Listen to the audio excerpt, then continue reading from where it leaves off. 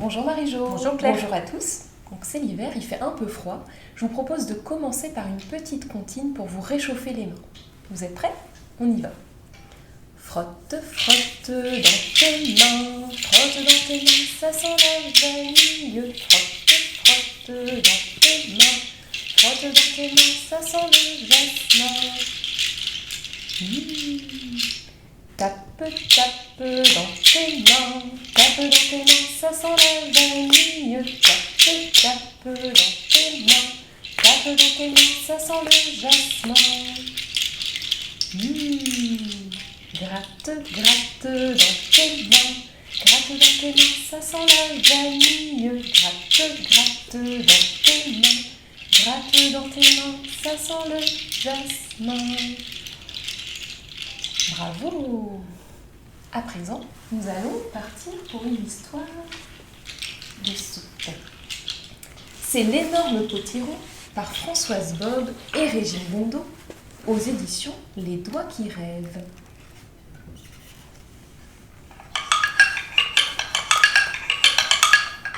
Mamouna prépare son chaudron pour faire une soupe au potiron. Le jardin est loin, le potiron est lourd. Mamouna essaie de le faire rouler.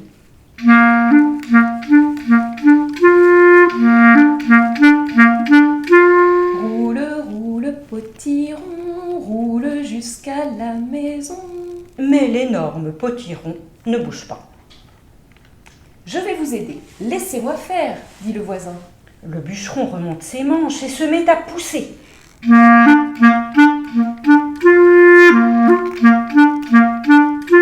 Roule, roule, potiron, roule jusqu'à la maison. Mais l'énorme potiron ne bouge pas. Je vais vous aider. Laissez-moi faire, dit le bélier. L'animal pousse de son front puissant.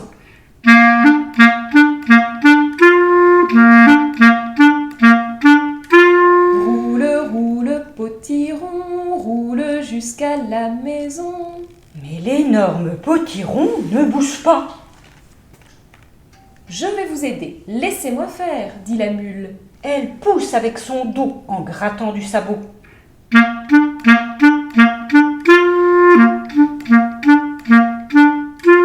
Roule, roule, potiron, roule jusqu'à la maison. Mais l'énorme potiron ne bouge pas. Soudain, un petit rat qui passait par là s'écrie. Essayons de pousser tous ensemble.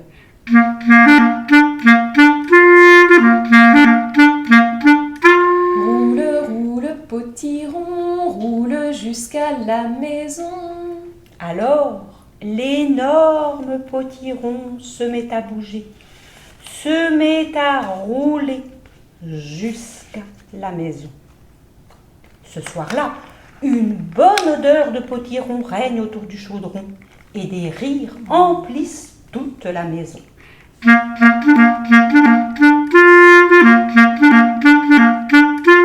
Roule, roule, potiron, roule jusqu'à la maison.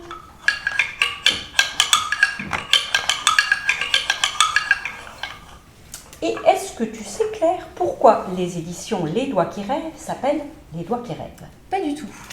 Eh bien, parce que en dessous de l'écriture qu'on connaît habituellement, il y a une autre écriture pour les gens qui voient moins bien ou qui n'y voient pas et qu'on peut lire du bout des doigts. Et les dessins d'eux-mêmes sont en relief et on peut les suivre et les imaginer en les lisant du bout des doigts. Voilà, merci Merci, les Marie-Jo. éditions Les Doigts qui rêvent. On va continuer avec une petite recette, par exemple. Une petite recette de soupe toujours. Est-ce que tu connais, Claire, la soupe à la grenouille? Ça m'échappe un petit peu. Je t'avoue. Je vais vous redonner la recette. Pour faire une soupe à la grenouille, je mets le rat dans le plat. Je mets la souris dans le riz. Je mets le mulot dans le pot. Mais est-ce qu'il manquerait pas quelque chose, Claire? Une grenouille? Une grenouille. Je mets la grenouille dans la rouille et je touille. J'aime hâte de goûter. Et voilà, tu m'en diras des nouvelles. Avec plaisir. On va continuer avec Cornebidouille, une histoire racontée par Pierre Bertrand et illustrée par Magali Bognol aux éditions L'École des loisirs. Encore une histoire de soupe. Quand il était petit, Pierre ne voulait pas manger sa soupe et ça faisait des tas d'histoires. Ça faisait des histoires avec sa mère. Pierre, mange ta soupe. Non, je veux pas. Ça faisait des histoires avec sa grand-mère. Pierre, mange ta soupe. Non, je veux pas. Ça faisait des histoires avec son grand-père. Pierre, mange ta soupe. Non, je veux pas. Ça faisait des histoires avec son père. Pierre, mange ta soupe. Non, je veux pas. Et avec son père, ça faisait des histoires encore pires qu'avec le reste de la famille. Et tu sais ce qui arrive aux petits garçons qui ne veulent pas manger leur soupe? Non, je sais pas. Eh bien, à minuit, la sorcière Cornebidouille vient les voir dans leur chambre. Et elle leur fait tellement peur que le lendemain, non seulement ils mangent leur soupe, mais ils avalent la soupière avec. M'en fiche, j'y crois pas aux sorcières. Alors là, en général, Pierre se retrouvait au lit l'estomac vide. Mais une nuit, il se passa quelque chose de bizarre, oui, de vraiment bizarre. Dans la chambre de Pierre, la porte de l'armoire s'entr'ouvrit avec un grincement terrible. Pierre alluma sa lampe de chevet. Elle était laide, elle ne sentait pas bon, elle avait du poil au menton. Cornebidouille était son nom. Alors comme ça, petit morveux, on ne veut pas manger sa soupe? Non, je veux pas. Tu sais ce que je leur fais, moi, aux loustiques dans ton genre? Ouais, papa me l'a dit tout à l'heure, mais je m'en fiche, j'ai même pas peur. Et puis, vous sentez pas bon. Comment? Vous avez un gros bidon. Comment? Et le nez en tire-bouchon. Comment? Cornebidouille était furieuse. Elle a tiré la couverture, elle l'a mangée. Et elle s'est mise à grandir. Sa tête touchait le plafond de la chambre. Et maintenant, moustique à lunettes, est-ce que je te fais peur? Non, et vous sentez le gruyère. Comment? Et le vieux camembert. Comment? Les chaussettes de mon père. Comment? Cornebidouille est devenue verte de colère. Elle a continué de grandir et elle a crevé le plafond de la chambre. Elle est arrivée jusqu'au toit et elle a commencé à manger les tuiles. Alors, crotte de fourmi, est-ce que je te fais peur? Non, mais vous avez un gros derrière. Comment? Une langue de vieille vipère. Comment? Le nez plein de vers de terre. Comment? Alors là, Cornebidouille est devenue complètement cramoisie.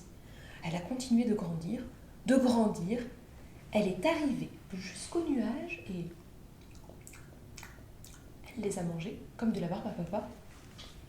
Puis elle s'est penchée vers Pierre et elle a essayé de lui prendre son doudou. Mais Pierre lui a dit « Stop, sorcière, pas mon doudou.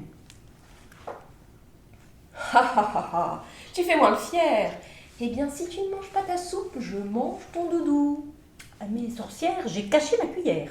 Mais elle est où cette cuillère? Au fond de ma chaussette, mais je n'arrive pas à l'attraper. Il faudrait quelqu'un de vraiment petit pour aller la chercher. De petit? Non d'un ouistiti, d'accord. Allons-y. Et Cornebidouille a commencé à rétrécir. Mais je ne vois rien. Elle doit être tout au fond. Foi de Cornebidouille, elle ne m'échappera pas. Voyons, voyons. C'est qu'il fait noir là-dedans. Mais, maman Caramel, mais elle est où cette cuillère? Encore un peu plus loin, madame la sorcière. Un peu plus loin? Mais je n'y vois rien et puis ça pue là-dedans. Et c'est quoi ce tremblement de terre? Juste un petit courant d'air. Bonne nuit, Cornebidouille. Pierre se remit au lit. Et le lendemain... Pierre, mange ta soupe. Non, je veux pas.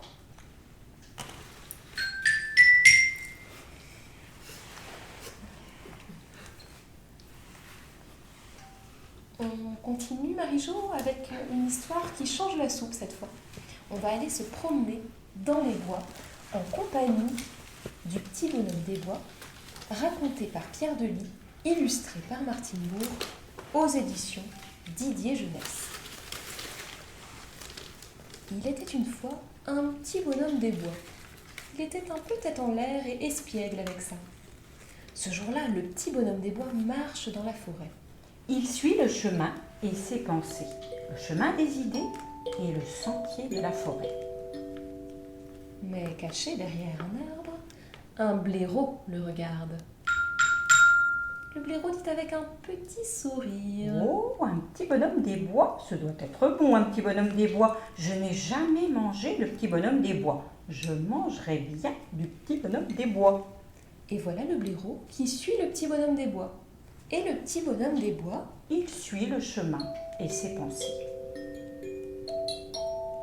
mais embusqué derrière un deuxième arbre, un renard le regarde. Le renard dit avec un fin sourire. Tiens, un petit bonhomme des bois, ce doit être bon, un petit bonhomme des bois. Je n'ai jamais mangé de petit bonhomme des bois. Je mangerai bien, oh, un blaireau. Eh bien, je commencerai par le blaireau et je finirai par le petit bonhomme des bois. Et voilà le renard qui suit le blaireau, qui suit le petit bonhomme des bois. Et le petit bonhomme des bois, Il suit le chemin et ses pensées. mais à l'affût derrière un troisième arbre, un loup le regarde. Le loup dit en souriant de toutes ses dents. Tiens, un petit bonhomme des bois, ce doit être bon. Un petit bonhomme des bois, je n'ai jamais mangé de... Oh, un blaireau. Et tiens, un renard. Eh bien, je mangerai d'abord le renard, ensuite le blaireau, et enfin le petit bonhomme des bois. Et voilà le loup qui suit le renard, qui suit le blaireau, qui suit le petit bonhomme des bois. Et le petit bonhomme des bois, Il suit le chemin et ses pensées. mais derrière un quatrième arbre, un grand et gros ours se gratte le bas du dos.